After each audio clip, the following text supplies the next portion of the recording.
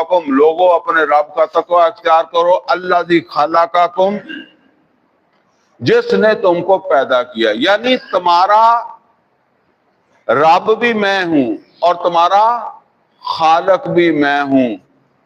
میں تم کو جب حکم دے رہا ہوں، یا ایھا الناس اتقوا ربکم، اپنے رب کا تقوی اختیار کرو، الذی خلقکم، جس نے تم کو جب پیدا کیا ہے۔